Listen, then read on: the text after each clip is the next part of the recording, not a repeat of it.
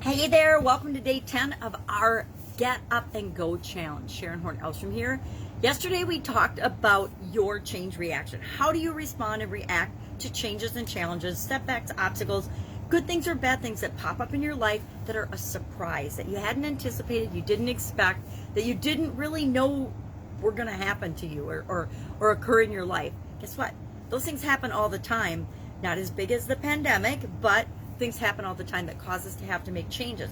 Usually it's just a few of us at a time are making changes based on different experiences in our life. But with the COVID-19 pandemic, millions and millions of people, the entire world, globally, we were impacted and required to make massive changes in a lot of different areas and aspects of our life simultaneously. Nothing like it. I mean, I've experienced on a personal level changes and challenges, but I have, in my almost 61 years, never experienced anything like it. So I had the opportunity to look at, how do I respond to changes and challenges? How do I do it? What do I do? And out of that, I realized, okay, well, that's what I've done in the past. Part of it worked for me because I'm still here today surviving, but some of it caused me actually more pain, more struggle than if I had handled it in the situation in a different way. I think of my divorce. If I had handled my divorce in different ways, in different aspects, maybe done it a whole lot sooner, I would have saved myself a lot of negative energy, negative pain, negative trials and tribulations and drama that I didn't personally need to experience. But I didn't know it at the time. We always do the best we can given our circumstances, our level of experience, our knowledge, our wisdom. At the time, we always do what we think is in our best interest, and it isn't until we learn through experiences what really is in our own best interest. So today we're going to talk about, we know what our reaction is now. We looked at that yesterday. How do we change your reaction? How do we change our reaction to make sure that we're going to get better results as we grow and learn and have more experiences? Well, I learned a tool from a woman by the name of Lynn Grabhorn, and actually from her books. She had passed away by the time I was exposed to her books. But following my sudden cardiac arrest, I was looking for, on a personal level, that was my biggest personal challenge that I've ever faced in my life. You know, if you die, that's probably as big as it gets for a personal challenge. So since I didn't stay dead and I survived that particular incident, I had to make a lot of changes in my life. And I had heard about her book. I actually had the book, but I hadn't read it. So somebody recommended, you need to read this book. And it's called Excuse Me, Your Life is Waiting. And there's a companion playbook that goes along with it, which I, since last year, again, have been going through and doing. And she teaches in it a concept called the flip switch. Just like flipping a switch, if you've got, everybody's got light switches in their house usually still, you can turn a light on and off as easily as flipping a switch. Well, guess what? We human beings have the ability to do the exact same thing with our emotions and with the way we feel and react to things. So she goes through, a couple of chapters and lots of exercises in the workbook on how to do this, but it's not that complicated. It's just thinking about what you have done in the past or what you're doing or how you're reacting right now, and then instead of being negative, flipping it to the positive, flipping it just to the opposite. So what I like to do for today's action item is I like to take my list and I just figure out, okay, what are the behaviors or the actions or the feelings that I'm feeling from yesterday's activity, yesterday's action item of my current process, or maybe the process I've used in the past and I've tweaked it a little, but this is the one I documented yesterday. I just list out some of the things I caught myself doing: resisting, denying, ignoring, complaining, acting like a victim, saying why me, getting upset or angry or negative, looking for a way out, procrastinate, do not take responsibility, do nothing, freeze, no action, things like that. And I just list them out, and then to flip the switch, I say, well, what's the opposite of that? How can I turn that negative thing into a positive thing? Because if I'm resisting change and if I'm pushing against it and I'm doing things to undermine it, is that hurting anybody else? Probably not. It's mostly hurting me. And so I don't want to do that. So what is something I can do that's the opposite of resisting? Well, I can accept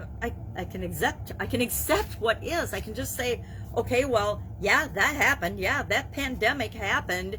There's nothing I can personally do to stop the pandemic.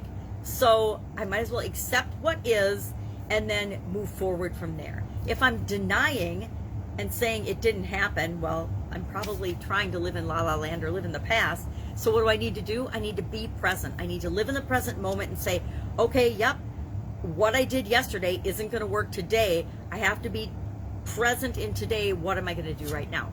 If I'm ignoring it, I have to open my eyes and open my mind, and I have to be willing to see the impact the change or the challenge is going to have on me. I can't ignore it. I have to open my eyes. I have to jump in with both feet with my eyes wide open and determine what's important for me. If I'm acting like a victim, or I'm going to cheat and look at this list. If I'm acting like a deny, ignore, open your eyes or your mind, complaining, I just need to take the emotions out of the situation. I could complain and I could bitch and moan about the coronavirus all I want. And is that going to change anything? No, it's probably just going to make me feel worse. So I want to get out of my victim hat and my complaining, negative, denying, angry, closed eyes, resistant, procrastinated, negative way, and switch to, and to me, that's focusing on the problem. All of that is focusing on the problem. How much control do I have over the problem? In this example, coronavirus, 0. I have 0 control over the pandemic and what's happening with that. It's like being upset about the weather. I have 0 control about the weather. So years ago, I just decided it is what it is. The weather is what it is, and it's my job to just behave accordingly to whatever the weather is today. Right now, we're having a 10-day super duper cold spell. So thank you, coronavirus. I don't have to go very many places, so I don't have to go out in the cold. But it's my responsibility to respond to the weather. It's my responsibility to respond to any challenge, any change in a way that will best serve me. Resisting, denying, ignoring, complaining, being a victim, not taking responsibility, freezing, pretending it doesn't exist. All of those things actually hurt me because they don't get me moving in the direction I want to go for my life. So what are some others? Getting upset or angry, just get excited. Get it excited, because whenever anything happens, even if it feels like a door is closing, there's always so many more opportunities and so many possibilities for us out there. One of the questions I like to ask is, what else is possible? Okay, yeah, that just happened. Oh my God. What does this mean to me? What else is possible? You know, what do I initially feel like it means to me? Oh my God, my life is over, the world is ending, the sky is falling. Or, oh my gosh, there are all these things that I can do now that I didn't think were possible for me before. You know, I think divorce is a good example. When I was married and unhappy, I felt like I was stuck in that position. But as soon as I realized divorce was inevitable, it opened up all the other possibilities for me in my life. It's followed by flip switching and saying, divorce is a bad thing, it's terrible, I'm never going to get divorced, to divorce opens up and frees me for all kinds of different opportunities and possibilities. It changed my perspective and way of looking at that. And instead of resisting it, I just accepted it and moved on with it. And we need to do the same thing with any kind of change or challenge. Coronavirus, changes in our business, changes in our employment, changes in our relationship, changes in any area or aspect of our life. So today, our assignment, our action item, I like to call it an action item instead of an assignment, is just to list out from your process. You know, these are just a whole bunch of things I thought of from the way I've impacted or been impacted by challenges in the past. But your list might be just 1 or 2 things. And then what you want to do is say, okay, what else is possible? What's the flip switch? What's the opposite of that negative thing? I say keep the positive aspects of how you handle change, but we only want to look at the ones that are negative or heavy or not in our best interest. You know, freezing, doing nothing, and procrastinating, and pretending it's not our responsibility. All of those things, to me, when the coronavirus hit, felt heavy and negative. So what's the flip switch of that? Well, for me, it was the get up and go challenge. It was to pick one baby step and move every single day in the direction of what I still wanted. I wasn't going to give up on what I want to create in the world and how I want to show up on the world just because we're having a pandemic. Just because my business was shut down doesn't mean I'm going to quit and throw in the towel and I'm not going to figure it out. I'm going to figure it out. So today, flip switch is our tool.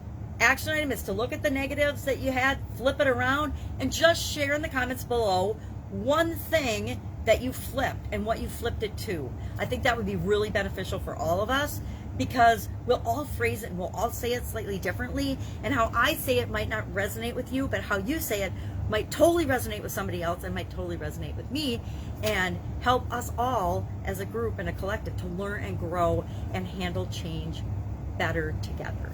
And better on our own, but better because we've learned from one another. That's it. Have an amazing day. Any questions? Hit me up in the comments below. If you've got a thing that you're like, I don't know what the opposite of this is, I don't know what the flip of this is, ask in the comments below, and I and other people will comment and help out with that, because that's what we're here for. Have an amazing, awesome day, and I'll, of course, be with you tomorrow for day 11 of our Get Up and Go Challenge. Get up, go do this, see how happy and light it makes you feel. All right, have an amazing day.